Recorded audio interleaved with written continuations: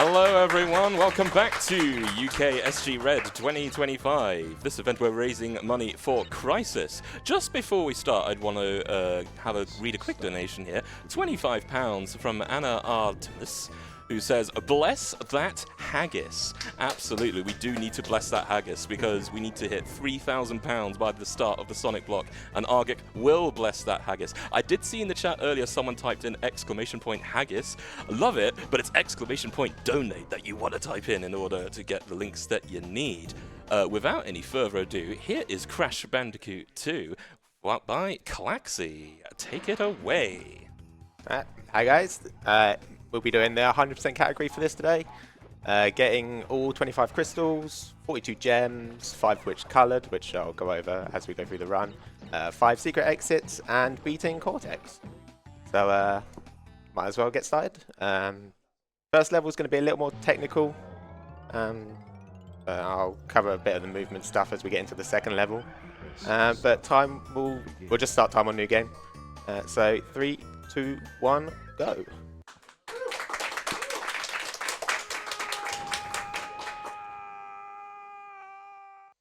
Right, so the level routing for the first warp room is very specific. We're trying to do this to avoid getting triple mask, which actually slows us down in this game. Apart from one section, which I'll cover when we get there. Right, make sure I don't die to the first TNT. That's a classic. Cool. So to get the gems in this game, you have to break all the boxes. And trying to do that as efficiently as possible. So you can see here that I'm sliding and spinning. We're doing a movement tech which is called neutral slide spin or slide neutral spin, depending on your preference. To do that, you have to slide and then let go of all directional input, either D-pad or analog stick. I'm using D-pad. And then you press spin. And for some reason, the game just maintains your slide speed as you spin. You saw there I got the red gem. You're supposed to take a secret exit, which takes you through a different entrance to this level.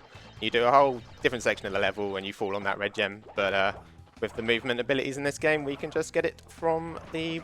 you can actually get it from the floor, but I use the box for safety. Go through here and get all the boxes.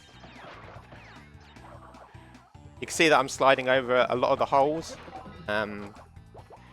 In the PAL version, which is the version I'm playing, they increased Crash's slide speed as well as his jump height. This is to account for the frame rate differences. But in doing that, they overcorrected massively. And now he slides very fast and he jumps very high. And that means that we can slide over a lot of these gaps and, like we did with the red gem, get it very easily from the floor. Now, second level, our second secret gem of the run. We have to do something which is very against what you're supposed to do in 100%, which is get through the level without breaking a single box. The level does hint to this if you play through the level and you get the box gem. If you play through it again and you get to the end, it will say X number of boxes out of 0, indicating that you need to get through the level without breaking any boxes to get another gem. But we already know this, so we're going to do that ahead of time. This also will highlight another thing about this game, which is that when you get a collectible, the game actually lets you keep it if you die. So what we're going to do is we're going to get to the end here, get the secret gem, and then we're going to double back and Death Abuse in this bit. And that's going to take us back to the start of the level with the blue gem in hand, as you can see at the bottom there. And now we can play through the level normally and break all the boxes, get the box gem and the crystal, and then we will complete this level in one go. So you might be able to notice as I'm sliding, Crash is kind of curling around a little bit. I'm trying to do zigzag inputs. Didn't get my jump there, unfortunately. So another speed thing in this game is zigzagging. So if you are moving diagonally, you actually get the... You move at the same speed, but you kind of move a unit to the left or right and a unit forward.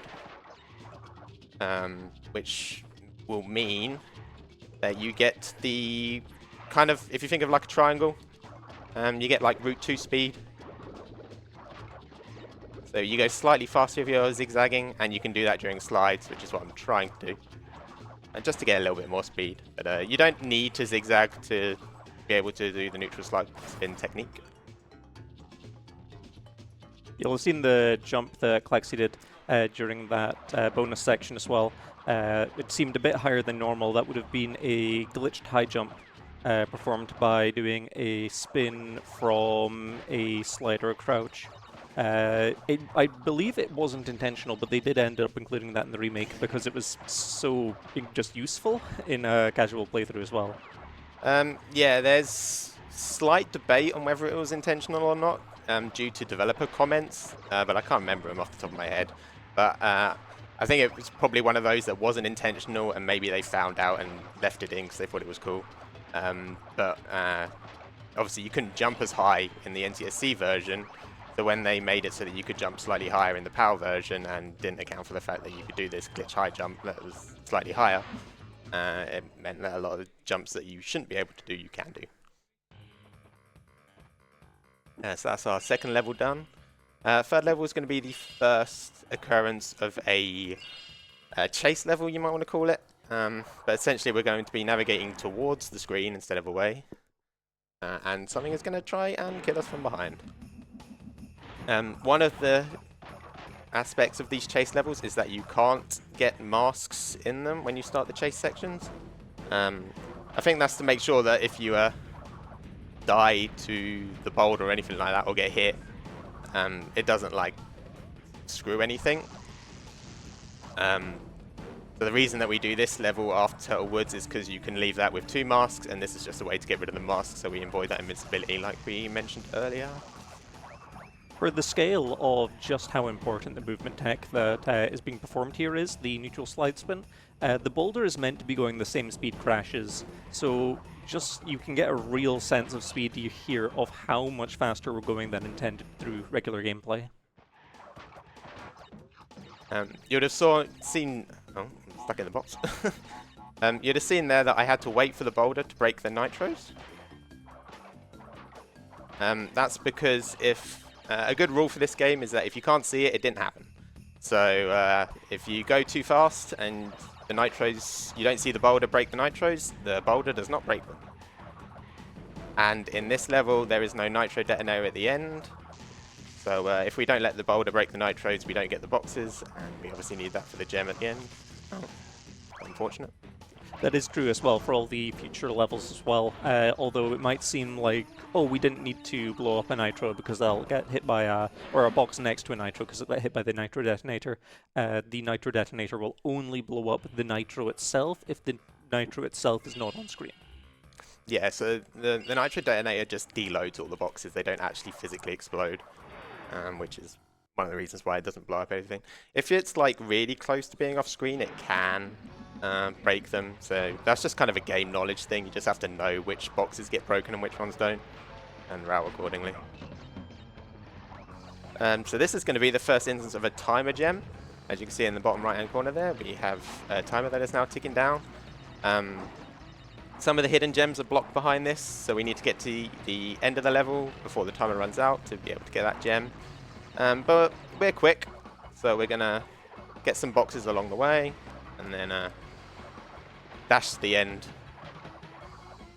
There was a fun new player trap as well that we passed on the way here. The last checkpoint we hit, purpose of hitting that checkpoint is to go back to it later on, which we'll cover. However, funnily enough, if you hit the crate from any side except the south side, the game can and often will crash when you respawn. Yep. So that's a good thing to know when learning this game, because you will get seemingly random crashes in this level all the time until you are more accurate with the box break. I got a very long load there, I was a little worried. So this is an instance of boxes exploding and breaking other boxes. So when you get far enough away from a box, that, like a TNT you've started the timer on, you get a developer programmed set of boxes to break. And if you know what those are, then you can know whether you can leave a TNT or not. So if you leave that TNT on screen, it doesn't break all the boxes around it, but if you get far enough away, the programmer code in there makes sure that they all break. So here we're going through the first color gem path. It always feels really strange when describing the concept of this game, where we're like, yes, there are these 5 extremely rare colored gems, and we've acquired 2 in the first 2 levels. This is what the color gems unlock. So this is the blue gem path. Throughout the game, we're going to be seeing various paths that are only opened by acquiring said color gems, and we'll be doing the route in such a way that we're going to be finding, I believe, pretty much all of the colored gems before we reach the color gem path that would be required for to save on backtracking. Yep, that's correct. The only level that we have to enter twice is Air Crash. And cover that a bit later. All the other levels we can do first pass.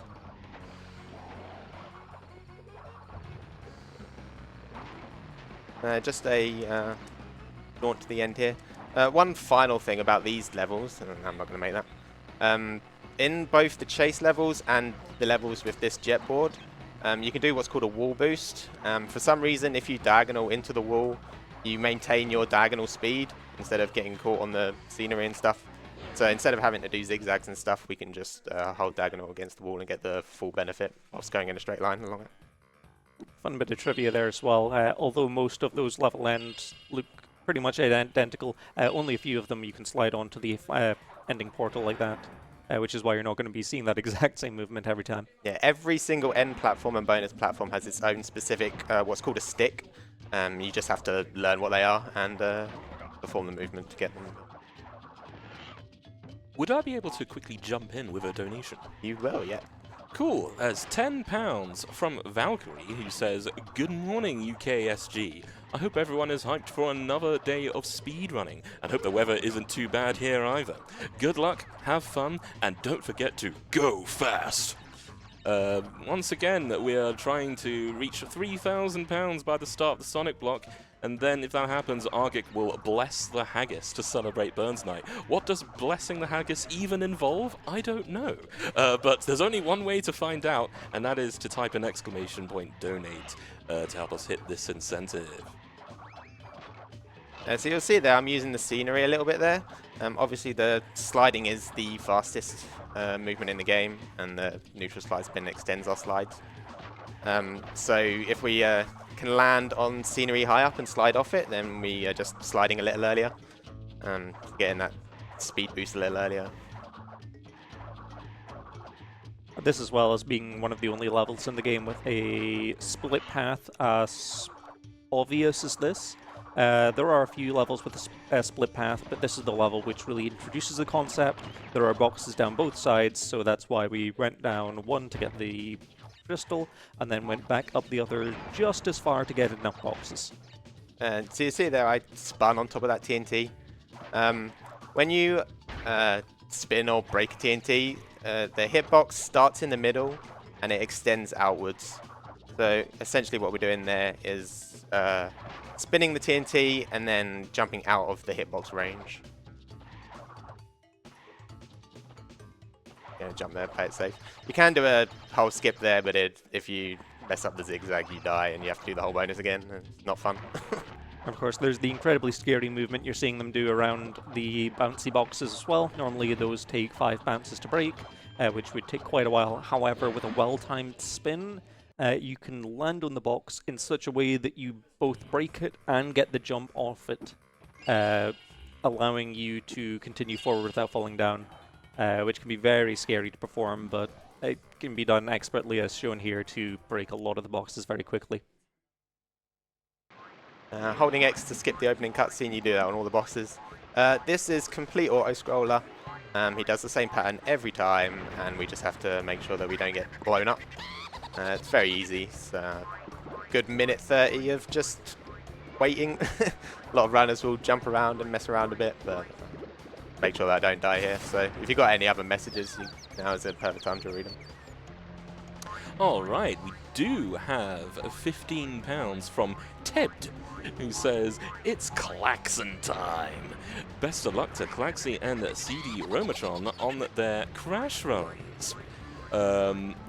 Also, one thing I want to mention is if any of you watching now are interested in finding out about other marathons or submitting to UKSG in the future, don't forget to check out oengus.io, where you can find information about upcoming marathons, the games being played, schedules, and more.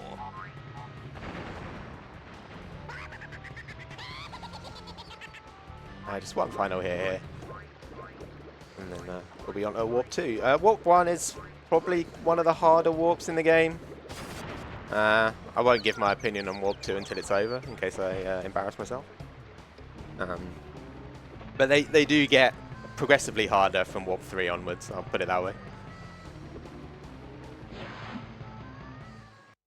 So to start off Warp 2, we'll be encountering Polar for the first time. And you'll probably see him just chilling in front of the level here. There he is. In the Japanese version, you actually have to jump on Polar and get the hidden lives from him for 100%, and that counts towards the percentage total. That's not in the PAL and NTSC version, thank God. So the movement here, we're just dashing and jumping. If you don't jump after a dash, then there's a small cooldown before you can dash again. But the jump removes the cooldown, so we can just dash all the way through the level. And trying to space it so that we don't hit anything and break all the boxes. Not much else to this. There is 3 boxes at the end of this that are pretty rough. As I mentioned, with the speed increase for the PAL version, that also applies to Polar here. And these 3 boxes are very tightly spaced. Obviously, they're a lot easier in the NTSC version because you're moving slower. But in this version, it's pretty difficult. So I'm going to try and just make sure I get these.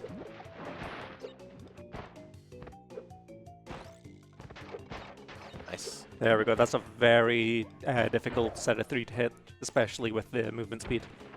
Yeah, we do a little jump there. You just have it's a little bit easier to move side to side in the air. So that's a little technique that was found quite a while ago. Used to just move left to right and hope for the best. I'm glad that when I started running this game, we'd already found the jump technique. Next is 2 of 3 chase levels. This one doesn't really have much else to it other than having to do a lot of waiting on nitros. There'll be quite a few hole skips, which are kind of cool. There's not really much else to this level, so a lot of wall boosting. Oh, I hit the mine. Unfortunate. Luckily, the mines don't kill you. They just launch you in the air and slow you down a little bit, which obviously very annoying speedrun-wise, but no risk of life.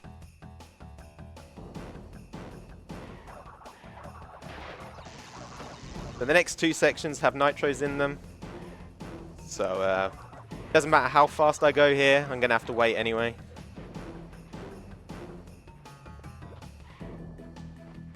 Make sure the nitros are on screen and they all break before you move on. Very common mistake there is to just go and you don't have all the boxes. Very sad times when you get to the end of the level. Kind of go through the electric barrier there. Of course, in a casual playthrough, you wouldn't be so far ahead of the boulder to even notice the nitro situation where the boulder doesn't hit the boxes. That's all right, just explode off there.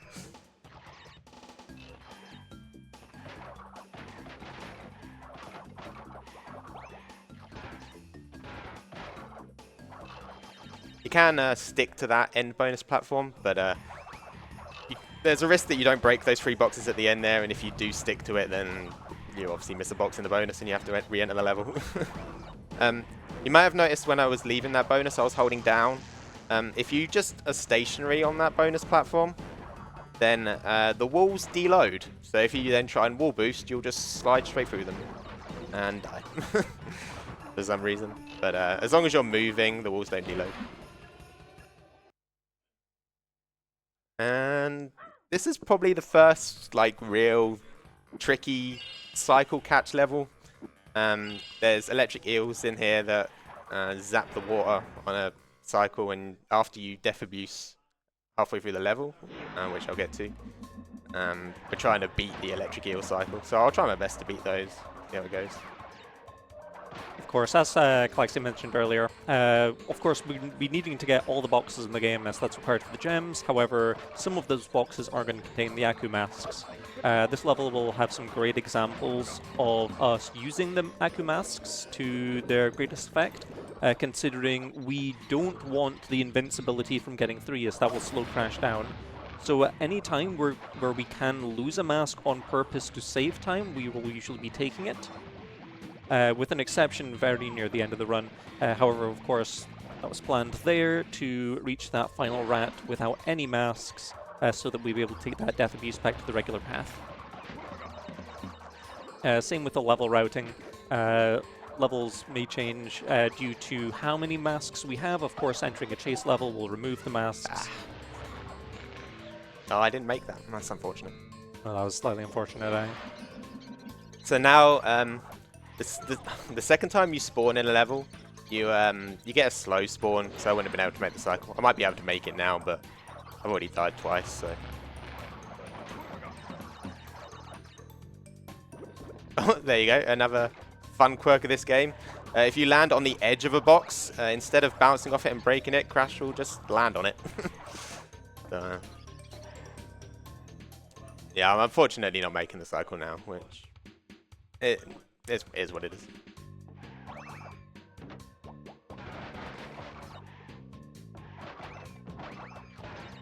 It's hard to put into words as well, just how difficult some of these jumps are, especially that one off the exclamation mark box going forward. That is not an easy jump to make, and Clexi is making this all look a lot easier than it is when you're trying to do it yourself.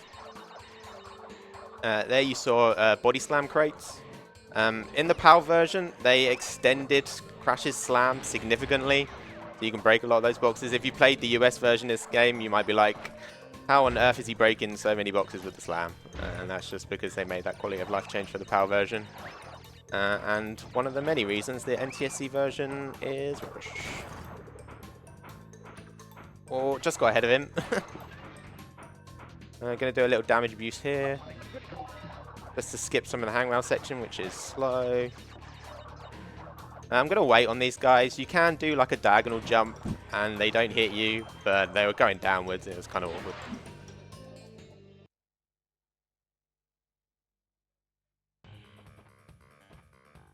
Next Snowbiz. This has the Red Gem platform, so as you will have seen, we haven't actually reached the Snow Go secret entrance yet, which we have to unlock in 100% anyway. So being able to get the red gem early just means that we can do this level in one pass, and we can do it before the level which would give us the Snow Go secret entrance.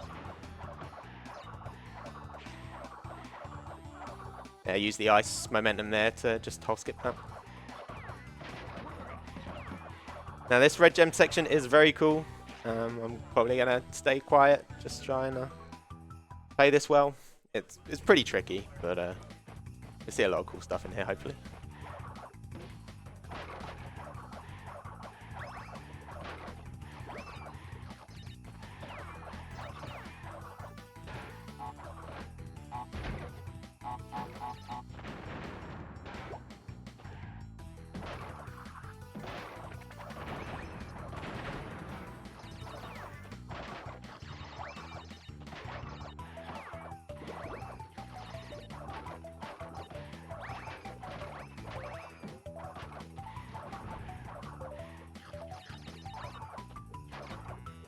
This is unfortunate. I've seen the technique going for there was the 3D range, where although the section looks like it's on a complete 2D plane, Crash can move to and from the camera, which allows us to go around some things like the boxes, which allows us to hit them from the side, so not necessarily needing to go through them, as we can go around them. And those hedgehog enemies are the worst as well. You've got a very small amount of time to hit them before their hitbox becomes active.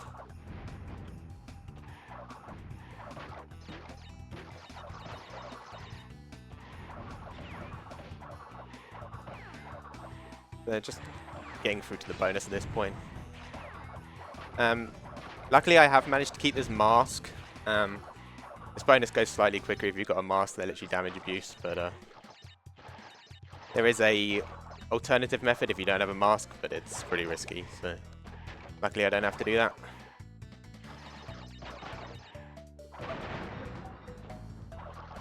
Yeah, if you don't have a mask there and you don't do the risky strat, then you have to break the boxes, start the timer on the TNT, get away from it, let the TNT explode, and go through it. Which, yeah, waiting on timers on TNTs is just pretty slow.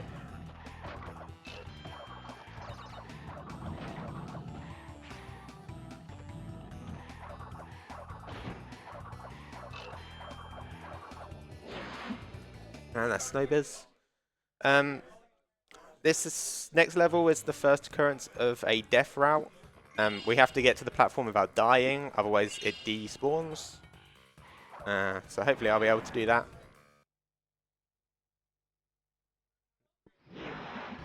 We actually can't get the box gem. This is the level that we have to visit twice. It has a secret entrance, a secret exit, death route. This level has a lot going on. And we need the secret entrance to get some boxes to get the box gem. So we're just going to get the death route gem, hopefully, and the secret exit. As of course, Crash keeps any items, like key items, like gems and crystals, after death.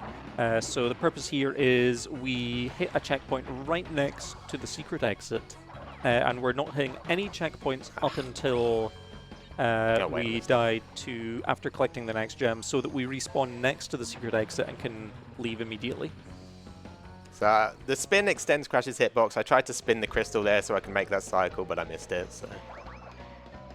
That platform with the skull and crossbones is what we call a death route. It will close if you die any amount of times in the level. I believe it's before the first checkpoint. I might be wrong about that. I think any time. Anytime? Okay, yeah. So we've got to be really careful not to die, otherwise that's an option. And the Swag Master. Gotta do it. That's the quickest way to die and after you get in the gym there. If you fail it, then you get stuck in the wall. Oh, I didn't get a wall boost there, unfortunately. That's fine though.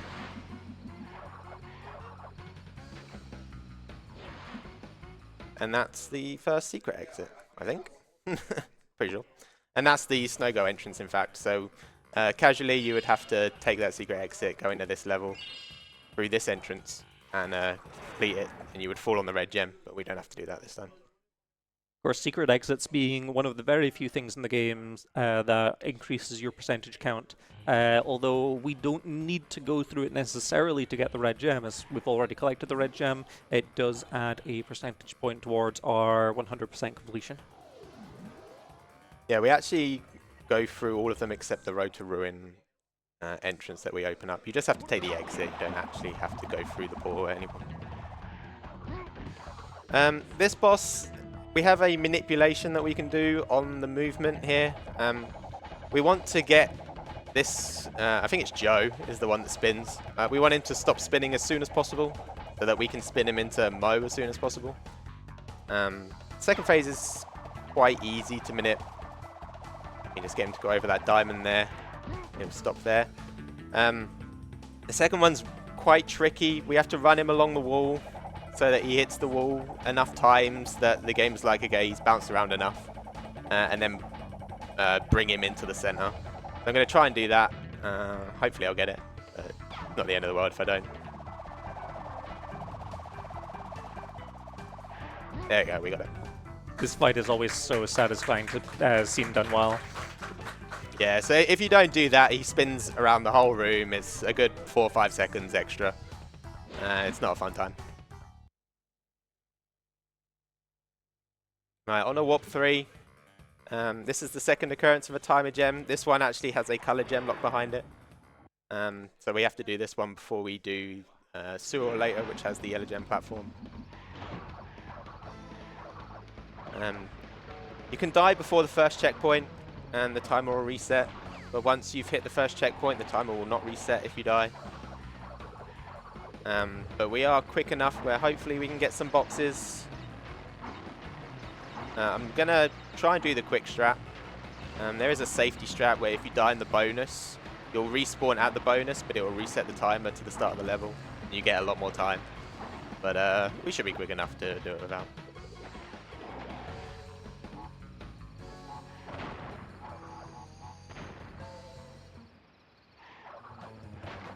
Okay, I'm going to die now. That's unfortunate. I got stuck on the wall there, so... You'll have seen that as we entered the bonus, of course, the timer has disappeared. It is still going on in the background. Of course, it is reset since we died in the bonus and respawned. So it would have started at 1 minute 10 seconds as we respawn next to the bonus platform. So although it is not visually there, the timer gem is still available for collection up until that timer runs out. I can try and not get hit here, so I can keep the mask. You know. That means I can hit the checkpoint and just go forward. If you don't have a mask here, you have to get all these boxes with the plants on before you hit the checkpoint, which is kind of awkward. Yeah, there's no way to get through those 2 plants without either having the mask or going through and defeating one of them. So just get the timer gem and death abuse, and now we will go back and get the boxes so we can get the box gem. You can't get 2 gems at the same time, so we have to do a death abuse there. Even if you get the yellow gem and you have all the boxes and go back, there just won't be anything there. So just the most efficient way of getting everything. Oh, somehow I got the first one and not the other 2 there.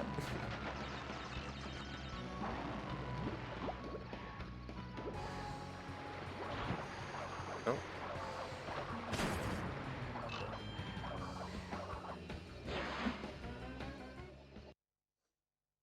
The next level we're going to do is Road to Ruin. This has a couple of very tricky jumps, one of which is very dangerous, and if you get it wrong in the wrong way, you have to exit the level and re-enter, so hopefully that won't happen. But the secret entrance actually takes you to a section on the left here, but with our jumping capabilities, we can just get over here without any issue. A surprising amount of the scenery has like physical collision, which we're able to jump on, which allows us to do some very fun things in these ruin levels. A very common error there is to not go fast enough when you bounce on the TNT hidden in there, and that will cause not all of the boxes there to break, and then you end up missing boxes at the end. You have to make sure you go quickly to have the programmer designated boxes get destroyed. Now there is a death route that we just passed by there. There is a gem at the end of the death route. We can in fact see it to our left, and it is just close enough that we can make it with an extended jump. Yeah, so if you mess up that jump the wrong way, you can get what's called an embed, where you kind of fall in between section that you can land on and the layer below it, and you just get stuck, and the only thing you can do is pause and exit the level. And again, I cannot stress just how difficult some of these jumps are, and Klaxi is making it look a lot easier. Didn't make that one, though. Yeah, that's a tricky jump, that one. A really bad one to miss as well, because you have to watch this bonus opening cutscene again. If you don't do that, you have to... You can either use the metal box that's there to get a little bit extra height, or you have to keep doing this backwards and forwards. There we go, made it that time.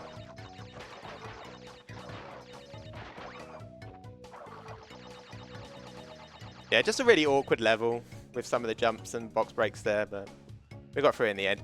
I did, because I died in the bonus, I don't have a mask, unfortunately. So I'm going to have to try and snipe the guy at the start of sooner or later.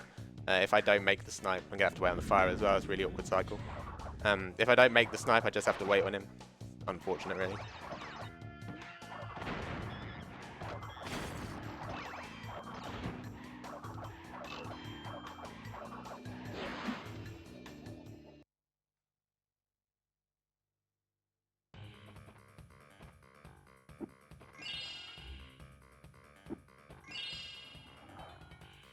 So sooner or later is less movement and more technically based.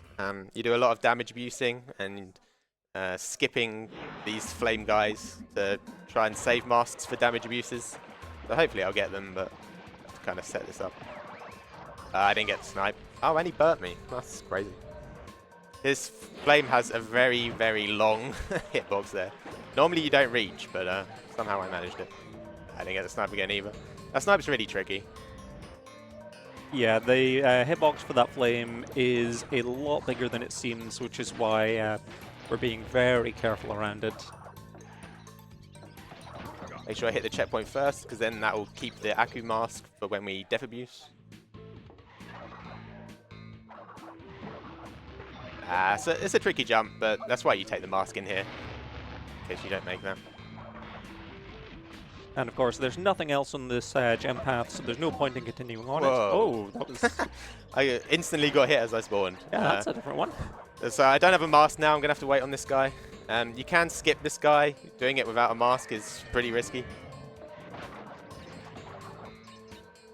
I'm not sure what happened there, but I think I got a frame perfect slide and it just slid me into the rat, but it's fine. Unfortunately, it means that we don't have a mask for this either. Ideally, we'd be damage abusing these nitros in the bonus, but I'm just going to have to bounce on the boxes now. I'm also going to bounce on these boxes. You can spin the top box there to break them a little quicker, but there's a glitch in this game where if you spin a box on top of a nitro, you can just insta-die. So we want to avoid that. Of course, and you'll have seen the nitros bouncing as well. Sorry, that was a very cool walking through the blades. Just with the right positioning, you should be able to go through the blades every time. But the nitros bounce at random intervals. And of course, any box on top of the nitro will also bounce at the random intervals. So any platforming involving nitros can be quite difficult, as you don't always know what to expect going into it. So I'm going to try and skip this guy so I can use the mask on the final guy. Hopefully I'll get this one. There we go. So Klaxi had purposely gone far enough to load the guy on the right side first, hitting the boxes, of course, to not only spawn the boxes on the left, but to activate the cycle of the guy on the right so that he would be correctly lined up for by the time we got back. Next is my favorite level in the game, and I think the best crash level in the series, Unbearable. It has both a chase section, you ride Polar on it, it's got really cool platforming section as well. It's just a really good level, really well designed. So hopefully I can show off playing it well.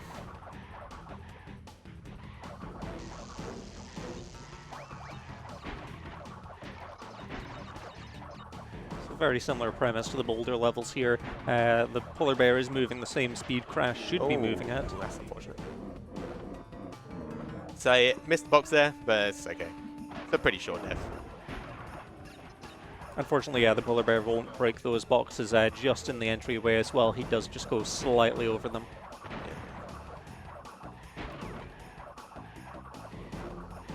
Going to do a death abuse here, otherwise you have to wait for the polar bear to catch up to you and break this area behind us, which hides a little secret area, which is the cool platforming section.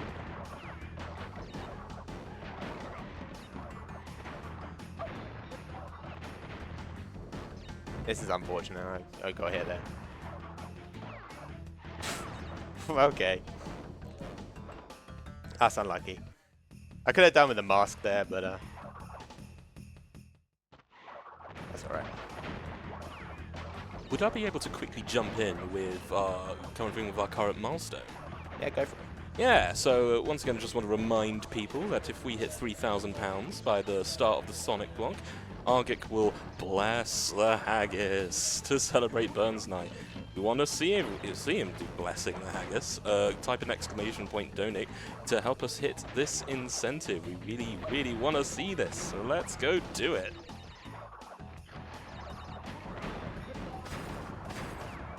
Yeah, that's it's a shame I didn't get that first try, but that was pretty well performed afterwards.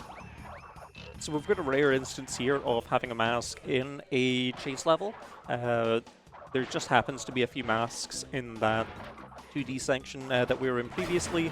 However, we might as well use them going through those nitros here, as any masks you have will immediately be lost upon this chase starting. Yeah. So we wouldn't be able to keep them anyway, so we might as well use them.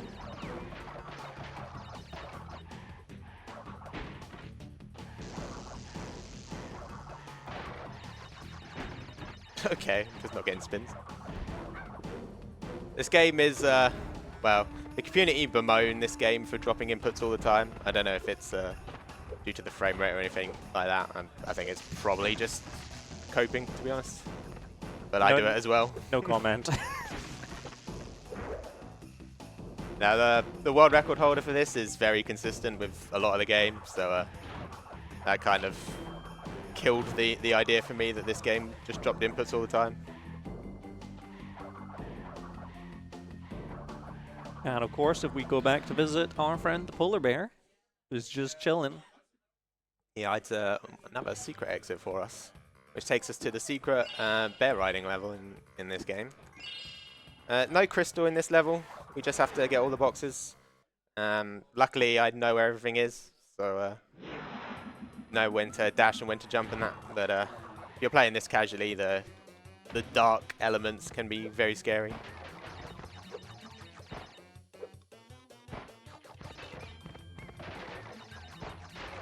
So this is one of the 2 challenge levels that exist in the game. In the bonus world, these are not required for a standard completion of the game. So if you've beaten this game before and not seen this level, that might be why. The only reward for these is the gem, which is required for 100% though. Of course, memorizing the layouts of these levels is really important, as of course you can't see more than a few feet in front of you. And fun trivia about this level, there's meant to be 6 TNTs there, not 5, but 1 is coded to blow up at the very start of the level when it spawns in.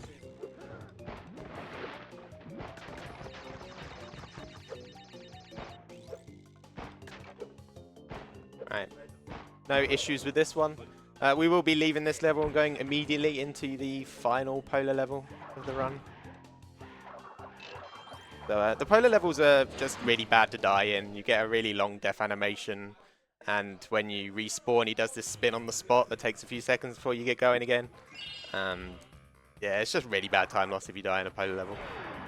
And of course, the learning of these levels is really important, as the movement tech that we're using throughout them is the charging and jumping.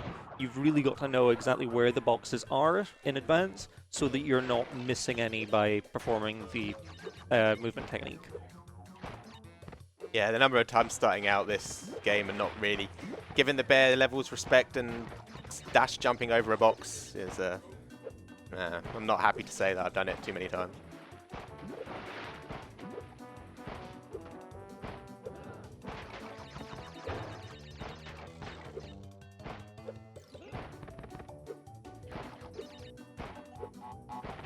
You can get a dash in there, but it's kind of awkward.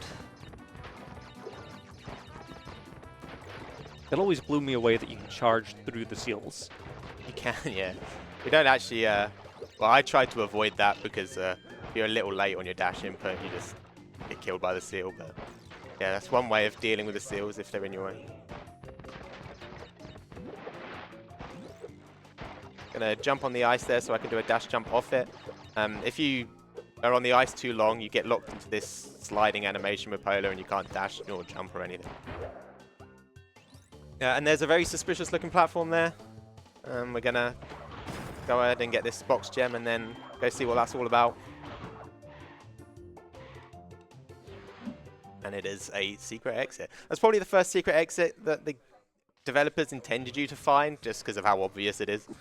And then you're like, oh, I wonder what other secret exits I can get, and investigate the game a little bit further. But obviously, we already know about them, so we've already taken the earlier ones. This is our second visit to Air Crash. This takes us to this secret area so we can get all the boxes. As you'll recall, we already got the crystal and the Death Route gem. So I'm just going through here to get all the boxes. Little tight maneuver through the nitros there. Get the nitro detonator, and we're back to the start of the level. And now we can just play through it again, getting all the boxes. So there is no way to reach that starting point without going through that secret exit that we found in the bear level, which is why we're not able to complete this level in a single visit.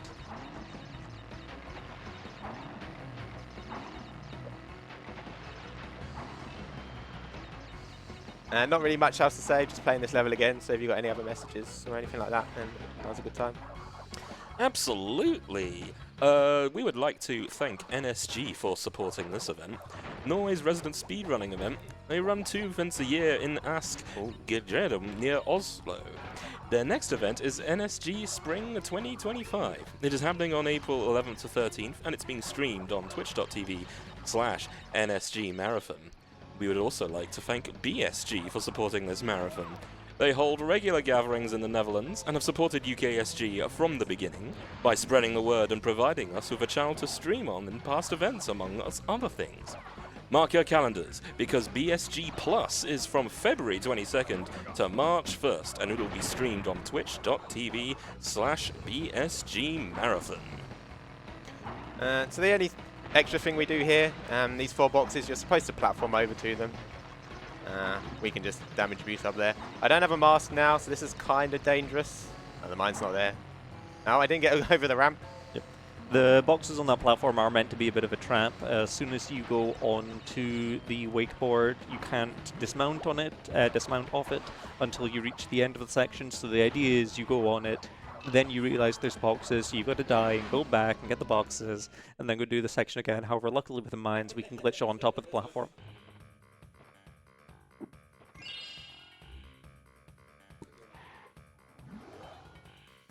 So now will be the 3rd boss fight of the run, which will be tiny. We just have to jump on some platforms and get him to not jump on some platforms. So we do a little bit of movement here just to make it as quick as possible. Ideally, don't get this middle one. You want him to do an extra jump before he falls, because he actually rises quicker if he does an extra jump before the first hit there, and the second hit as well. But we'll see if we get it on the second hit. Unfortunate. So it is complete RNG. We are trying to manip the platforms which can turn red. Try and guess which way he goes here. Oh, it's the center. That's awful, but we got the jump. If you're too late on the jump there, then you don't get it and you'll fall in the middle and you have to do the whole boss fight again, but luckily we got it. There is a trick that you can do here where if you glitch high on the platform that Tiny dies on, you enter this dance on that platform and then it falls down, so he just does it in midair. I would have done it if the run was going a little better, but right, we do Ruination first. This warp room has the first level where we want to get invincibility, so I'm going to try and leave this level with 2 masks. But hopefully I can do that. This is one of the harder levels in the run. Actually, the whole of Warp 4 is just one of the harder warp rooms in the whole game. So hopefully it goes well.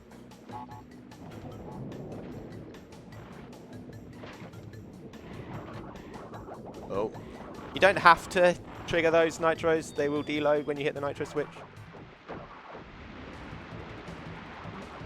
Of course, there was the green platform to the left there to take us along the secret route. However, with our glitch high jump and the zigzag, we are able to reach this secret section without actually using the platform. Not that we don't have the green gem, just that it's a slow-moving platform. Yeah, I got stuck there, unfortunately.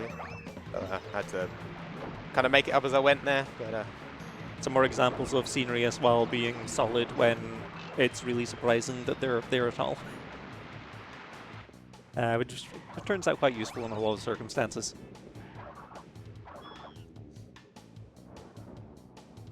Yeah, doing a few hole skips there on the moving platforms. They look cool, but they're not too dangerous. Now this bonus has a lot of boxes, and if you don't do it correctly, they might not load in, because the game doesn't have enough memory. So we do this bonus in a very specific way to make sure that all the boxes do load in when we get there. Basically, if you don't get rid of enough Wumpa fruit,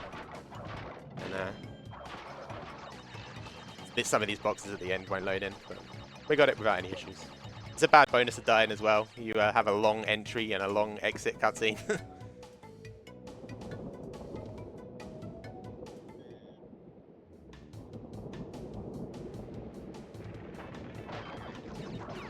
I'm gonna have to use the scenery here.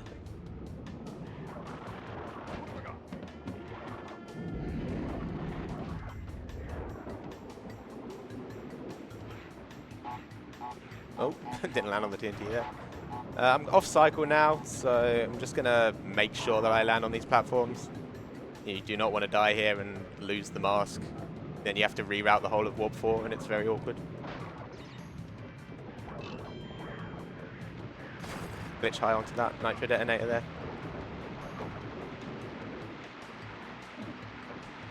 And we did successfully leave with 2 masks, so we can do the normal route. It's very awkward if you don't leave with 2 masks. You have to take 2 out of Cold Hard Crash is the next option, and that's just a very tricky level to get 2 masks out of. So I'm glad that I don't have to do that. But we will now enter the level that invincibility is good for, which is hanging out. So you move slower just when you slide, when you spin, when you do anything with invincibility. Other than crawling, which we don't do with the invincibility, and using the hangrails. And this level has long hangrail sections. So, although it is better to use the mask to damage abuse and avoid the hangrail altogether, but the safer option is to use the hangrails. As you can see here, we move pretty slowly. If we got invincibility and I used the hangrails, then we'd be moving a lot faster in this next section coming up. I am just going to damage abuse on the floor though. You might get a lot of oops, which is a fan favorite, but it is slow, so hopefully I don't get it. But it might be funny if I do.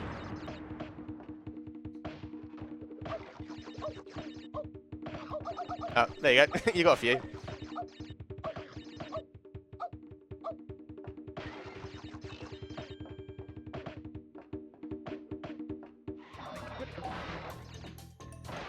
Break those. If you're quick enough, you can get all of those with the invincibility, but I got a little stuck in the floor, so didn't quite make it. No, that's okay. Would I be able to jump in with a couple of donations? Yeah, go for it. Right, we have £10 from Brambleberry. He says, thanks to all the runners for raising money for such a good cause, and to the host for, hopefully, reading this out in their wonderful voice. Smile. Thank you so much, Bramble. Lots of love to you. And we also have £10 from Twisted Mage. We definitely need to see Argic bless that haggis. Happy Burns Night, everyone. Yes, absolutely. We do want to see Argic bless that haggis to celebrate Burns Night if we hit £3,000 by the start of the Sonic block, which is now just under an hour away. So we're slowly running out of time, so get those donations in. ! Donate in the chat. Right, I was trying to take both those masks to the secret area in this level, but I didn't land on that platform, so it's just quicker than death abuse. Go back to this checkpoint and go to this area.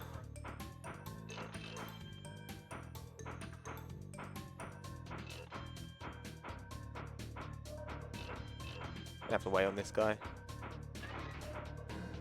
I think this is the only part of the game where you use the circle to hang on the rails thing. Yep, they added the mechanic and it's just for that one area.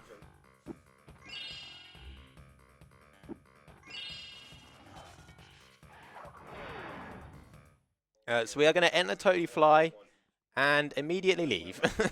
You don't actually have to, you can do Totally Fly right now. Most people do Digging It first just because it's got a trick in it that if I were going to do it, it's better to get it done early than later. But I'm just sticking to my normal route. I won't be doing the trick. It's called duping. I'll cover it more in Cold Hard Crashed, where we will be doing the trick. But this level, you can do the trick, but it's not guaranteed. You have an RNG element to it, and I do not want to roll the dice. And most people would rather not roll the dice. So it's usually avoided, but it does save like, I don't know, 15, 20 if you pull it off.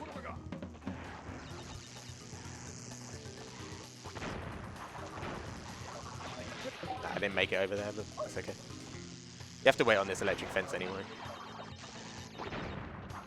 Do a little jump there to get around the electric fence. We don't have to wait for it.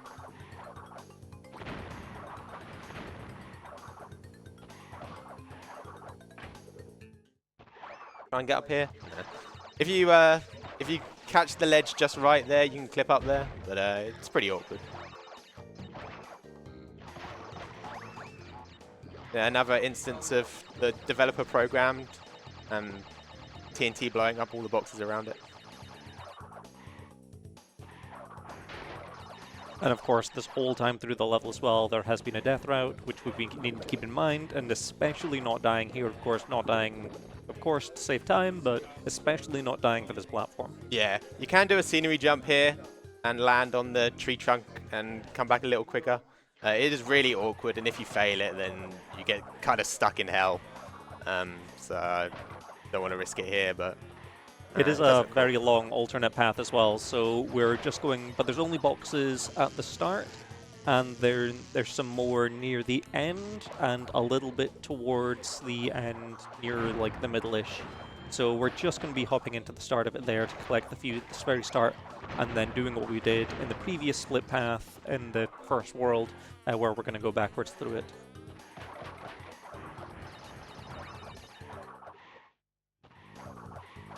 Yeah, so if you were doing the alternative route with the dupe, you would continue forward there, get the box gem, Death Abuse, come back, get the gem, and then you wouldn't have to come all this way for these boxes. But we obviously have to. So you get to skip this whole section, which is kind of nice. But again, it's got an RNG element to it, so we just don't want to take that risk.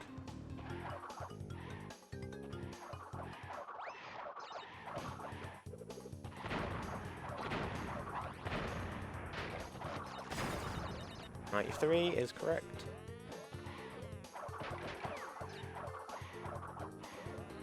This is a pretty convenient instance of the checkpoint, the last checkpoint in the level being somewhere where we need to respawn anyway. So we don't need to do anything special here. Just go back, take the Death Abuse, and it'll spawn us right next to the secret exit. This very suspicious looking plant on this very suspicious looking platform. So that gets the secret exit that we need for the completion percentage. And now we can go, we don't need to go into Road to Ruin, as we did that section with the scenery jumps. And we can go back into Totally Fly and now do this level. This is the other secret level that CD mentioned. We just have to get a gem here. Obviously it's night time, which if you're playing casually might be kind of scary, but we obviously know where everything is. All these fireflies are on timers, so after you pick up a firefly, you've only got so long of having light until the light is gone. Of course, that's not too much a problem for us, as we're moving a lot quicker than we should be anyway. However, it is always something to keep in mind, and does not give us an incredible amount of time as well to look around for boxes if we miss any. This firefly as well is on a fixed timer for moving forward. However, Quaxi knows where everything is, so that doesn't matter. We don't need to wait for the firefly. Yeah, there was a TNT in there. It's like the one TNT in the game that you can slide up against and it just doesn't blow up. So we just slide up against it and do a glitch high, and that will spin the TNT, break it, and then we glitch high out of the hitbox range. This is another one of those beginner traps where it immediately gives you a firefly and then a bunch of boxes you need to body slam, which will always take way longer than the firefly lasts. Yeah. Luckily, we know where the platforms are, so... Yep.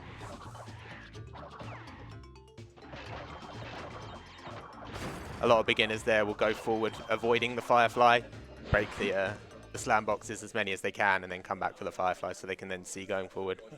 We don't have to worry about that. Right, now Cold Hard Crash, where I mentioned a trick called dupe. So in this game, when you exit a bonus, you will see in the bottom center, when we get there, there is a box counter that ticks. If you die while that box counter is ticking, the game is unable to clear your boxes from your total box count. So it will just keep ticking up and you'll respawn, but all of the boxes that you broke will respawn back as well. So we are going to get through this level, avoiding checkpoints as much as we can. If you hit a checkpoint, then the dupe dies and you have to exit and re-enter the level. I'm going to get this safety. For general context as well, Cold Hard Crash is an incredibly long level when done fully intentionally. Yeah. So this dupe is a very significant time save. Yeah, you can... There's a gem at the end of this route, which you'll see later. You can get it and not fall down, which would be the only way to get through this level without having to re-enter it twice, if you're doing it casually. But we don't want to have to do that. The TAS actually does this the intended way. With perfect movement, it's slightly quicker to not dupe, but we cannot do that. We do a cool little glitch high on the TNT there to break that whole stack. So you'll see here, as we're going up this platform here, whilst the box count is still ticking, we're taking the death. And we'll see it is still ticking as we've respawned, spawning us into the start of the level with all the boxes respawned, but 71 in our inventory. I got both box snipes there, that's really cool. You have a little setup there just so the seal's in the right spot. If you die before a checkpoint after doing a dupe, then you lose all the duped boxes. So I'd have to exit and re-enter the level. But we have gotten to the checkpoint. So now that box count is saved. So the purpose of going as far as we did before doing the dupe was to activate the death route platform. Although it does respawn if you die once, you can effectively save it in place by activating it once in the first place. So after you've ridden the death route platform once, then it will be there permanently.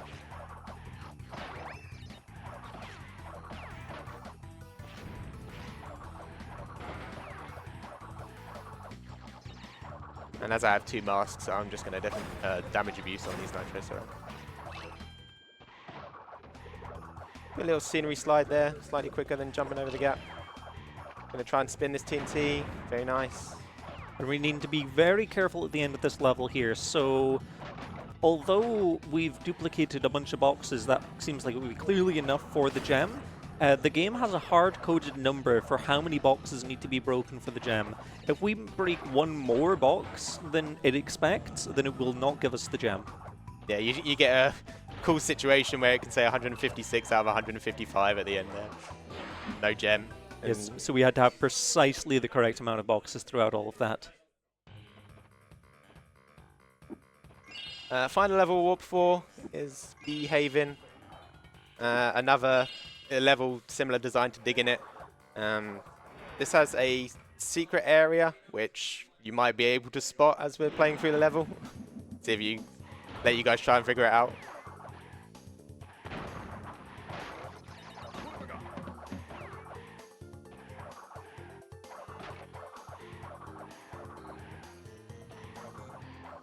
As I have 2 masks here, I'm going to do a strat here where we damage abuse on some nitros to break all the boxes around them.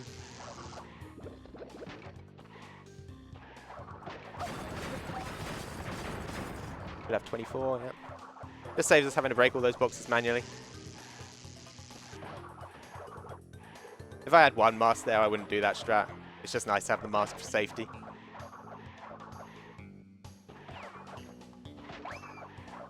Yeah, it's a very suspicious looking nitro stack there. Steps seemingly leading to nowhere. And notice how they don't bounce. They don't bounce, which all other nitros do, so let's go have a look and see what that's all about. Now this is an incredibly long and extremely difficult secret path. And luckily we don't need to do any of it because we can just collect the gem. This is the very start in Death Abuse. Yeah. Again, I don't know why they let you just keep the collectibles if you die, but that's what they decided to do, and that just means that that whole section that they very carefully designed is completely worthless.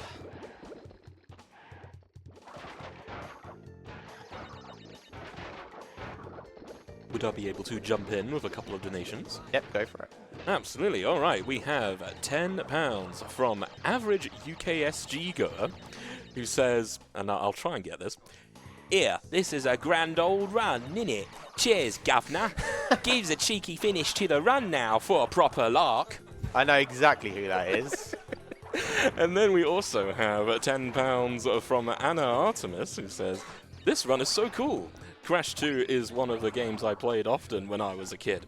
Amazing to see so many things I never found back then." Awesome. We still have under an hour to go to try and reach £3,000 for Argic to bless the haggis to celebrate Burns Night. If you want to be able to donate, !donate in the chat, and you'll have everything you need there. That end section there, you can actually beat the bees. I had to go underground because I didn't get one of my spins on my neutral slide spin, so I went quick enough. Now this boss, he has what, 3 phases, I guess. Arms, shoulders, and the last phase. I don't know what you want to call it. I'm going to try and do these in one go. I missed the last hit there. It's really tight, that arms there. If you're good mashing, then it's a lot easier, but luckily we missed the left arm. It's the best arm to not get. Shoulders, again, these have 5 hit points. So I'm going to try and time the hit points so that I can get both in one go. And I hit that 4 times, that's fine. Nice. Very nice. Now, final phase, we have to hit him in the middle 5 times. Oh, that was, yeah, kind of risky. So I'll just jump out of that one. If you got good mashing and we do this strat where we start at the back and walk forwards, it just increases the amount of hits that you get in that space of time while you're walking forward. Try and make it a little easier, but one of my fruits went through him, so we'll just bail out and take the safe strat. Right, Piston It is one of the hardest levels in the game. It's got a death route in it, so we can't die for a long period. It's very late in the level, and we have to go forward, get a box, and come back. So I'm going to stay quiet while I try and get this. Everything's on a cycle as well, so pretty rough. So this is the first of the space-themed levels. Of course, these enemies with the heat pump things around their head will need to slide against them, as well as we'll be seeing various enemies with the tentacles. The tentacles will be down, in which case they need to be jumped on, or the tentacles will be up, which means they need to be spun or slid, and there will be some of those robots that will also alternate between whether their tentacles are up and down. So unfortunately my slide didn't go in the direction I wanted it to. So I'm just going to get through the level. This is kind of rough at this point. There's a lot of examples in this level as well of the 3D ranging that we mentioned recently, although this level looks fairly 2D. Crash is still in a 3D environment, which allows us to jump around a number of things. Not necessarily everything, but there are times where we can use it to our advantage. Wait for this guy.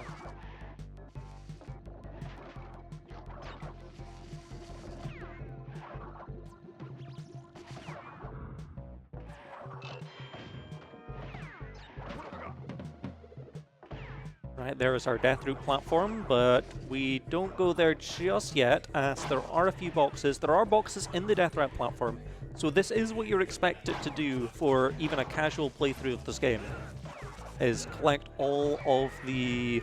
because there is no way of leaving the death route to go back to the regular route. Once you're in the death route, that is it for the rest of the level. So we had to go all this way for that singular box, and now we've got to backtrack all of our way to the death round. And we have to do the bonus as well. Which, I've got masks, which means there's some nitros in here. We're just going to use the mask to get rid of those so we can play through the level a little quicker. Alternatively, as a safety as well, you are able to enter the death route and then immediately take a death abuse to keep the death route around.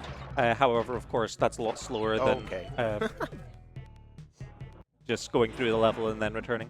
Luckily, that's fine. A death in the bonus does not count towards the death route. Yeah. I got a little bit of extra momentum there that I weren't intending to get. Unfortunate.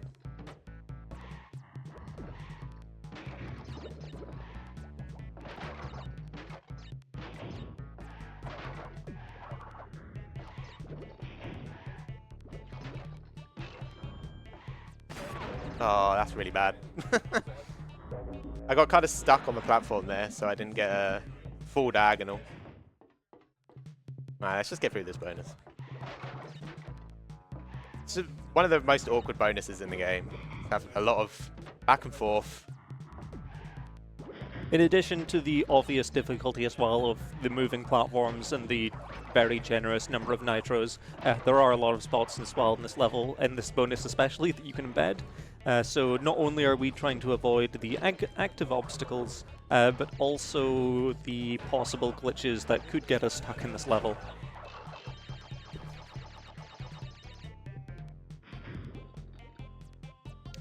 So I am going to just play this a little safe, because I don't have a mask. This guy here can be a bit of a problem. I'm just going to go down and kill him. If you fail the jump there, you land on him with his tentacles up, and you have to exit the level and redo the whole thing again. So. We've reached the death point though, so the death route is now set, which means that we are safe going forward. However, we'll also be coming up to a checkpoint here. Another bit of scenery. The top of that glass wall is solid for some reason. Also going to be very careful of these lasers that have been shooting out. They will shrink crash, which will eventually kill him. However, all of them can be spun with good timing. Yeah, two things that people don't realize you can spin in this game are the shrink rays and the logs that were in the ruination level, which can help get through those sections if you're struggling. Right, next is the other space level, spaced out. This has the first occurrence of a gauntlet in the series. This requires all the color gems. I'm just going to take a death there to set up the cycles.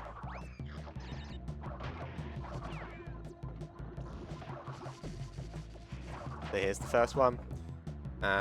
So we all get one platform of every color, and we just have to play through a small platforming section in each area to get to a well, clear gem. I got a little stuck there, so I'm just going to wait. If you're quick, you can glitch high that and you're fine, but...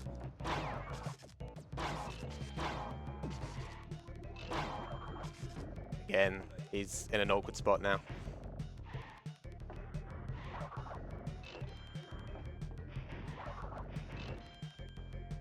I have to just wait on this piston now. They're missing one cycle in this area, you end up missing a lot. Unfortunate, but...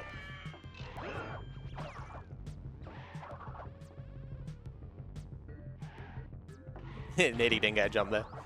And of course, this takes us to one of the two ends of the level. However, all we came here for was the gem.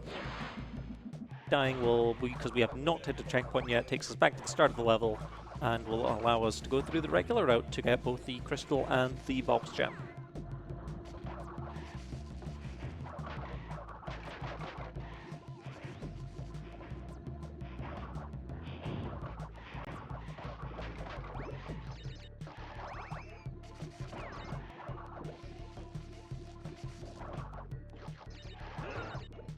Oh. There we go. Those shield enemies can be incredibly awkward to work around. The idea is you need to go and push them either into something or off the platform.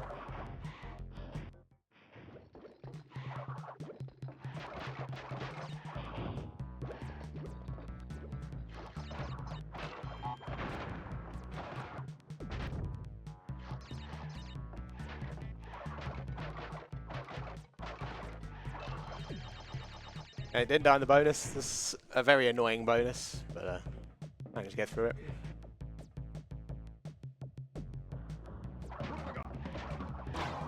Would I be able to jump in very briefly? Yeah. Yeah, because I noticed that someone asked in chat, is now the time to ask if there's a ceremonial haggis to be blessed by the blessing of the haggis incentive? Or was that already answered? Well, we still need to hit £3,000 by the start of the Sonic block, which now is kind of sort of just over half an hour away. So I do encourage people to do !donate and help go towards this incentive. And also, while you're doing that, you can also have the money go towards other incentives at the same time as well, because at the moment we have the Echo Point Nova All Bosses incentive that's yet to be met as well, so make sure you click on that when you donate.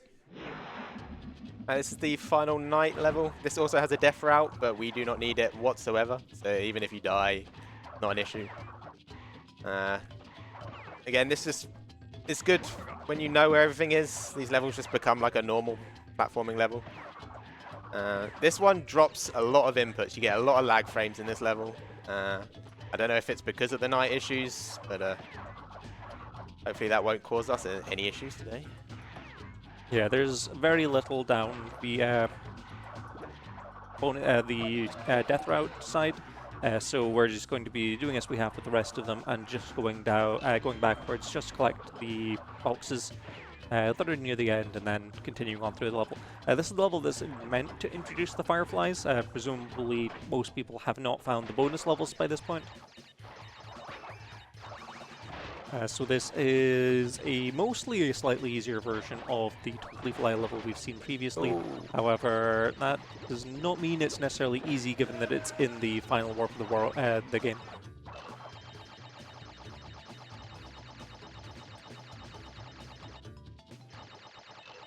Yeah, fun fact, the NTSC version, there's a random chance that the game just crashes when you're leaving that bonus. So people that were doing runs on the NTSC version might get there and then their run just dies. I'm not sure what causes it. Maybe someone who has run that version does know, but it's the slowest version anyway. So.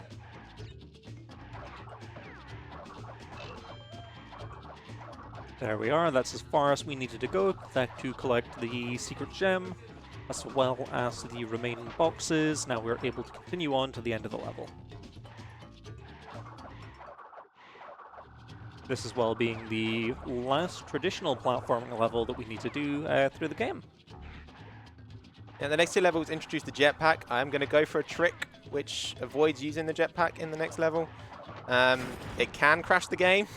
I have a backup save in case that happens, but hopefully we'll get it and have no issues. I had no idea if you're going for that or not, so I didn't want to mention it, but yeah. It's the only reason I have a memory card today. So if you pause the game if you do like a slide spin and you pause the game, if you press spin at the right time, you can get a spin that avoids the jetpack cutscene. So I'm going to go for that. I might be a little late here. Yeah. I'm going to go for it one more time, but if I don't get it, I'll just play through it normally.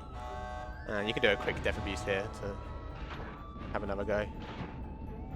It's a very good trick as well.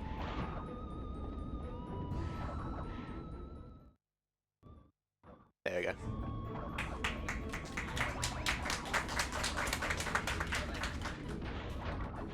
Now, yeah, just to stress on this point, pretty much anything that can deal damage to Crash can and will crash the game.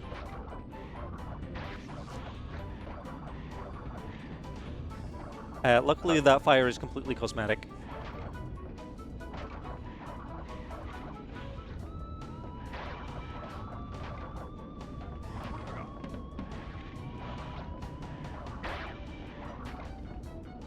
Have to go slowly through this guy, otherwise the game will crash. Of course, you're meant to be using the jetpack around here, which is how you're meant to get up so high. You are most definitely not meant to do this level on foot. You can do this trick in the next jetpack level, but the way the boxes are, it just doesn't really save time. Oh, I didn't I didn't get a full glitch high there. You have to be in the air long enough for the game to let the camera catch up, essentially. Kind of drifting there. Now I have to just get to the end with the jetpack, but that's okay. That's right, we were pretty much at the end anyway. Yeah. You'd have just landed here and then you could have finished the level as normal.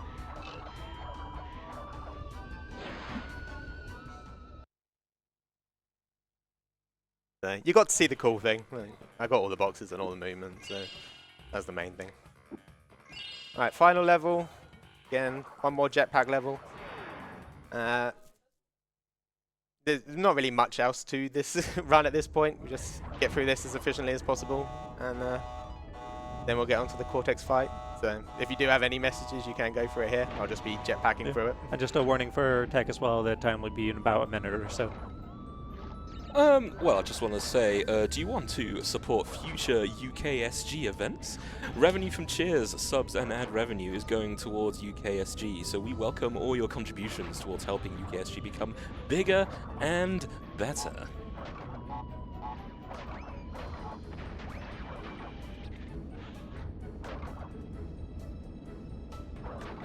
So it's an interesting thing with these scientists. You can fly through them and fly through the firewall. That was not the case in the original American version, so this bug was presumably introduced in the European release. What is this movement? Which just yet again adds to the very long list of reasons why the European version just ends up being better for this game overall. Okay. I'm getting stuck with everything and not breaking the boxes. Not good. Right, just go through this guy. That is the end of the level.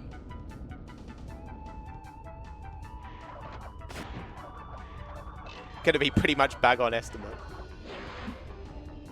As long as I don't miss a hit in Cortex. Should probably say that.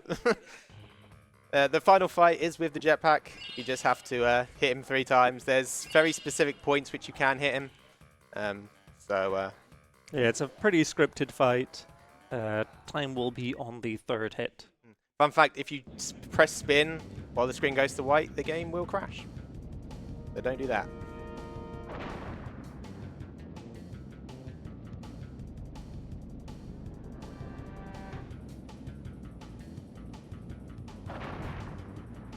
Hit a rock there, but it won't slow me down. Time.